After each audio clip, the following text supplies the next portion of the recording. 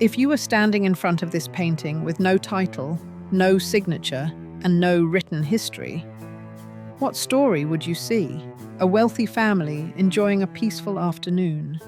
Or something more personal? This is Portrait of a Family in the Park, attributed to the German artist Susanne Henry, dating to around 1810. Its secrets are hidden in plain sight. Take a closer look. One of the most fascinating aspects of this painting is how much it asks us to observe. Instead of providing answers, it encourages us to discover them ourselves. Our first impression is reassuring. A confident mother and father stand proudly with their children in an elegant park. Everything feels calm. Every figure seems perfectly placed. Time itself appears to stand still.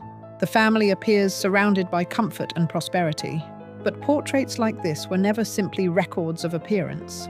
They were carefully constructed messages. Every object, every gesture, every piece of clothing was chosen for a reason. Take the mother's luxurious shawl. To us, it may look like little more than an elegant accessory. For viewers 200 years ago, it quietly announced remarkable wealth. Even the sleeping dog has a purpose. It wasn't included simply because the family owned a pet. Throughout European portraiture, a dog represented loyalty, faith, and lasting devotion. The painting begins by telling us what this family wanted the world to see: success, stability, harmony. Portraits like this were carefully designed visual stories. Every object, every pose, and every expression was chosen to communicate something meaningful. The next clues come from fashion. The flowing white dresses worn by the daughters belong to the Empire style that flourished during the Napoleonic period. That single detail allows historians to place this portrait around 1810. Their hairstyles reveal something else.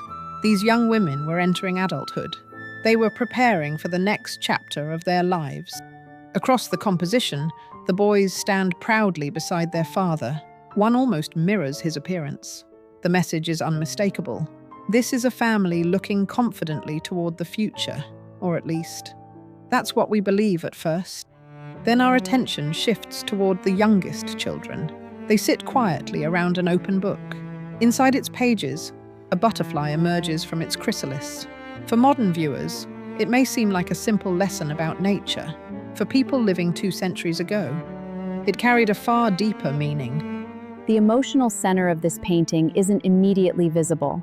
Its deepest message is hidden within symbols that reveal themselves only after careful observation. Once you recognize that first symbol, others suddenly appear everywhere. One child is dressed in black. Freshly cut roses rest upon the table. One flower has been broken before it could bloom. Tiny forget-me-nots grow beside them. Individually, these details might seem insignificant. Together, they tell an entirely different story. Many art historians believe these symbols suggest that not every child shown here was still alive when the portrait was painted. Instead of erasing their memory, the family chose to keep them together forever, not in life, but in paint. What first appeared to be a portrait celebrating success slowly transforms into something much more moving. A portrait about memory, about loss, and about love that continues long after someone is gone. What makes this painting so moving is its balance between happiness and loss. It reminds us that memory can preserve a family long after time has changed everything else. Look behind the family. There stands Caritas, the timeless symbol of unconditional love. Towering trees surround every figure, quietly suggesting strength, endurance, and generations connected by shared roots. Even the artistic style reflects a world in transition. Its careful composition belongs to Neoclassicism, yet beneath its calm surface, emotion begins to take control. It is already reaching toward Romanticism. Perhaps that is why this painting still feels so familiar today. Not because we know every name. We don't.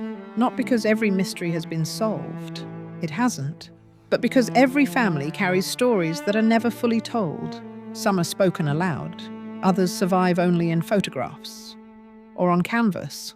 And sometimes, the greatest works of art don't answer our questions. They simply teach us to ask better ones. Do you love art? Subscribe to the Living Canvas Museum today.